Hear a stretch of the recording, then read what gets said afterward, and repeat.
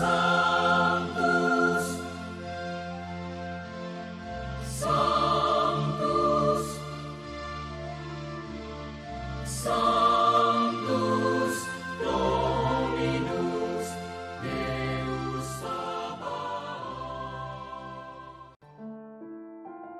Salam jumpa kembali saudara-saudariku yang terkasih dalam Tuhan kita Yesus Kristus.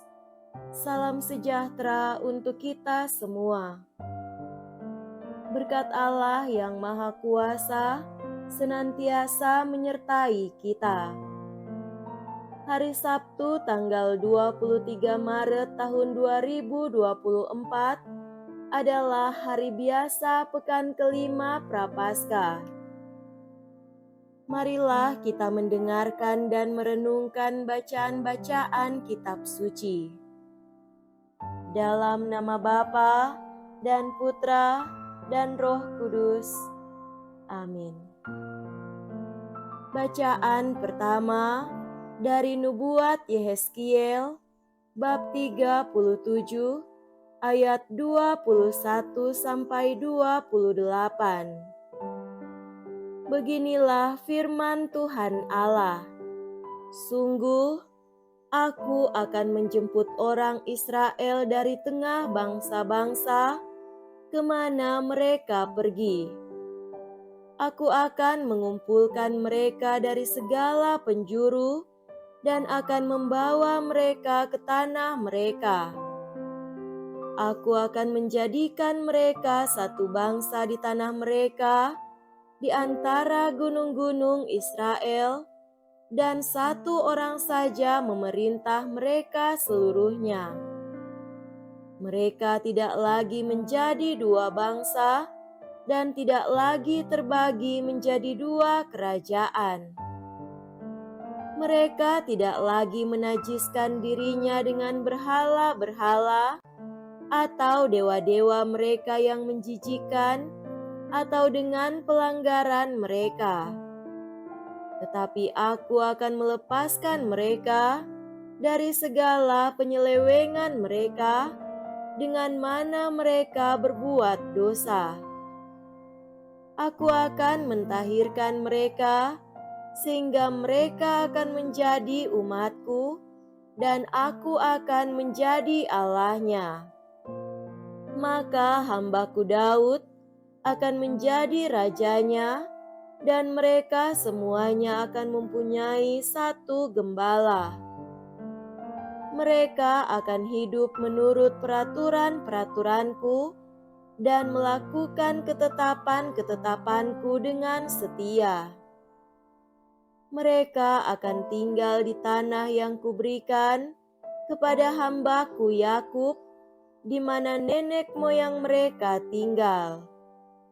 Sungguh, mereka, anak-anak mereka maupun cucu cicit mereka akan tinggal di sana untuk selama-lamanya, dan hambaku Daud menjadi raja mereka untuk selama-lamanya.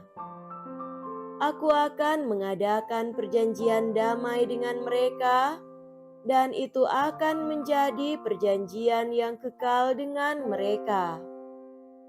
Aku akan memberkati mereka dan melipat gandakan mereka dan memberikan tempat kudusku di tengah-tengah mereka untuk selama-lamanya. Tempat kediamanku pun akan ada pada mereka. Aku akan menjadi Allah mereka dan mereka akan menjadi umatku. Maka bangsa-bangsa akan mengetahui bahwa aku, Tuhan, menguduskan Israel pada waktu tempat kudusku berada di tengah-tengah mereka untuk selama-lamanya. Demikianlah sabda Tuhan.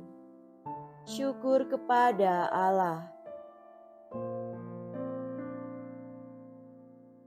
Semoga Tuhan beserta kita sekarang dan selama-lamanya.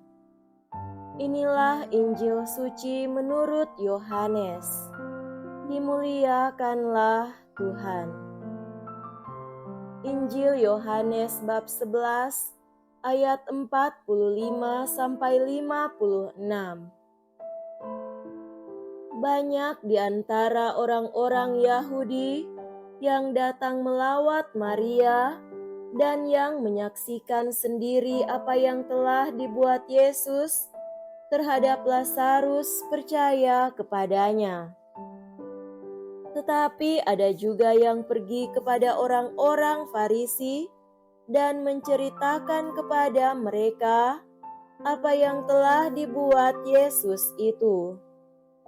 Lalu imam-imam kepala dan orang-orang Farisi memanggil mahkamah agama untuk berkumpul. Mereka berkata, "Apakah yang harus kita buat? Sebab orang itu membuat banyak mujizat. Apabila kita biarkan dia, maka semua orang akan percaya kepadanya. Lalu orang-orang Roma akan datang dan merampas tempat suci kita serta bangsa kita." Tetapi seorang di antara mereka, yaitu Kayafas, imam besar pada tahun itu, berkata kepada mereka, "Kamu tidak tahu apa-apa. Kamu tidak insaf bahwa lebih berguna bagimu jika satu orang mati untuk bangsa kita daripada seluruh bangsa kita ini binasa." Hal ini dikatakan Kayafas bukan dari dirinya sendiri, tetapi sebagai imam besar pada tahun itu, ia bernubuat bahwa Yesus akan mati untuk seluruh bangsa.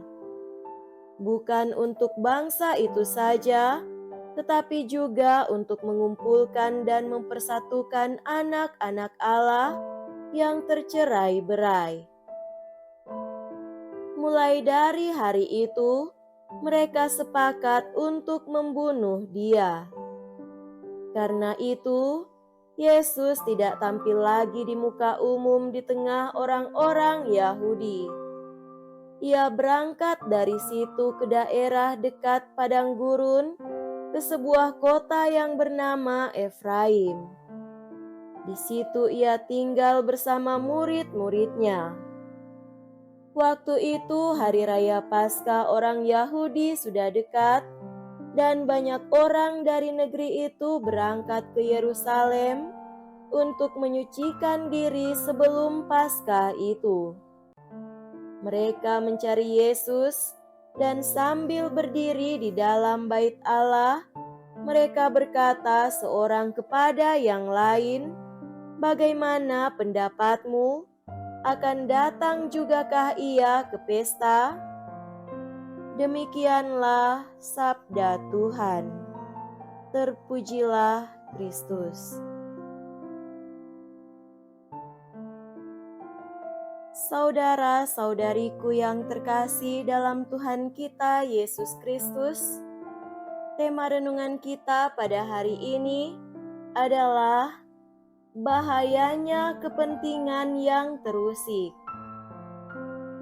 Usaha untuk membangun suatu masyarakat damai sejahtera yang di dalamnya terdapat kebenaran, kebebasan, keadilan, dan cinta kasih tidak mudah diwujudkan. Selalu saja ada pihak yang mencoba untuk menghalanginya bila apa yang diinginkan terwujud itu mengganggu atau mengancam kepentingan-kepentingannya. Usaha untuk menghalangi itu pun bisa disertai dengan ancaman-ancaman fisik yang membahayakan hidup orang. Dan hal seperti itu sudah kerap terjadi dalam kehidupan nyata masyarakat di zaman sekarang ini pula. Hadirnya Yesus di tengah kaumnya dan karya-karya keselamatan yang dilakukannya di tengah mereka disambut sukacita oleh kebanyakan kaumnya, yaitu orang-orang kecil dan terpinggirkan, termasuk kejadian menghidupkan kembali Lazarus yang telah meninggal dan dikuburkan. Oleh kejadian itu, kebanyakan kaumnya semakin terpikat dengan dia, menjadikannya idola baru, tentu dengan harapan pula bahwa ia akan menjadi pembebas mereka dari segala belenggu. Karena harapan mereka akan Yesus ini, maka mereka semakin banyak mengerumuni dia dan semakin percaya pula padanya.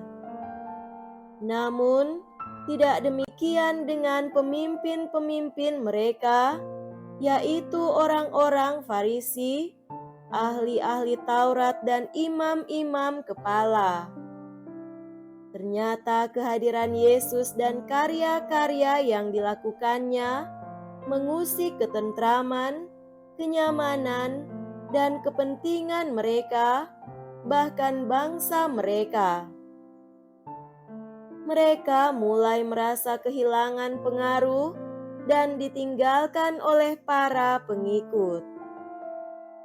Guna mencegah pengaruh Yesus dan menjaga eksistensi mereka dan bangsanya, maka mereka merencanakan untuk menyingkirkan Yesus dengan cara membunuhnya.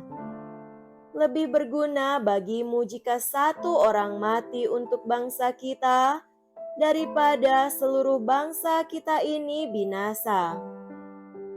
Yesus terancam hidupnya hanya karena ada yang terusik kepentingannya. Meskipun demikian, Yesus tidak surut hanya karena ancaman-ancaman itu. Saudara-saudariku terkasih, pengalaman Yesus hendaknya selalu menjadi peringatan bagi siapa saja yang memperjuangkan kebaikan umum, bahwa perjuangan itu akan menabrak privilege pihak tertentu yang akan membuatnya bangkit melawan. Meskipun demikian, bagi pengikut Yesus tidak ada kata takut atas perlawanan itu. Semoga demikian. Amin. Dalam nama Bapa dan Putra dan Roh Kudus. Amin.